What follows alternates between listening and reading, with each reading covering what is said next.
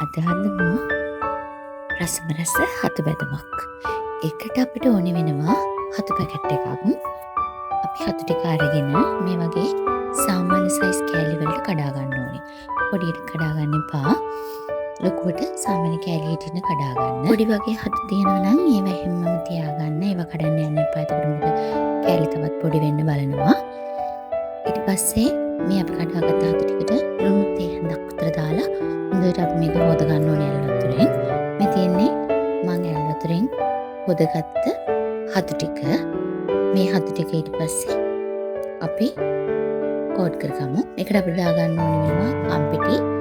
එකටම කෝන්ෆ්ලෝර් මෙස හැන්දක්, කහ ටිකක්, තව දාන්න ඕනේ ගම්මිරිස්, තව තමන්ගේ රස අනුව දාගන්න මිරිස් කුඩු, ලුණුත් රස අනුව දාගන්න. ඊට පස්සේ මේ ටික හොඳට කවලම් කරලා බිත්තරයක් දාගන්න. ඒ කැල්ම ගැතින් ඩිලීට් කළා. ඊට පස්සේ තාච්චයක් ලිපේ තියලා ඒකට හතු ටික බෙද ගන්න තරමට තෙල් දාගන්න. මේ තියෙන අපි හදාගත්ත මිශ්‍රණය. ඊට පස්සේ තෙල් ටික හොඳට රත් වෙගෙන එනකොට හතු එකින් එක දාගන්න. පොඩි එකපාර දාගන්න එපා. එතකොට ඇලෙන්න බලනවා හතු එකින් එක. කළු කරගන්නත් එපා. ගින්දර සාමාන්‍ය ගාන්න තියලා මේ වගේ රන්වන් පැහැවෙනකොට හතු ටික ඉවෙන් බා ගන්න.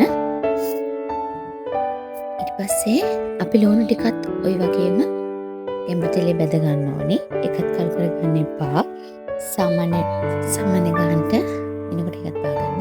ඊපස්සේ තෙල් චූටක් ලිපේ තියලා අපි ඒකට තලාගත්ත සුදු ලුණු ටිකක් දා ගන්න ඕනේ. සුදු ලුණු ටික දාලා ඒකත් රන්වන් පැහැවෙනකම් බෙද ගන්න.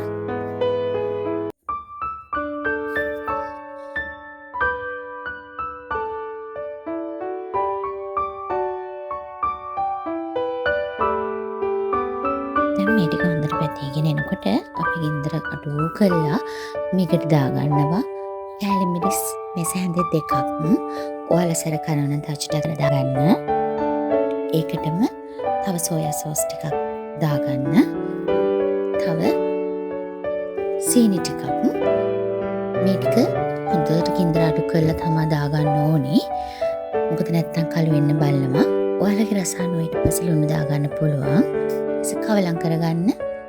අඩි අල්ලන්න දෙන්න එපා.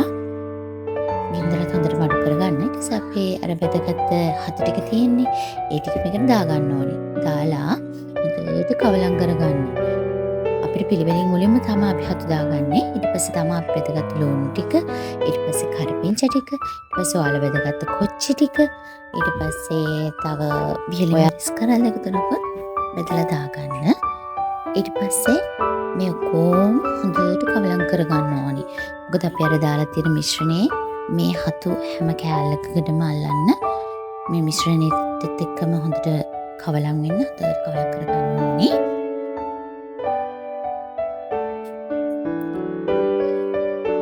තව දෙයක් කියන්න ඕනි. ඔයගොල්ලෝ ලුණු දානකොට ප්‍රවේශමෙන් ලුණු දාන්න. මොකද අපි අර හතු බදින්න ගන්නකොටත් මේ මිශ්‍රණයට ලුණු දැම්මනේ. ප්‍රවේශමෙන් ලුණු දාගන්න. ඔන්න අපි දැන් හදපු හතු බැදුම තියෙනවා. හදලා බලන්නකෝ.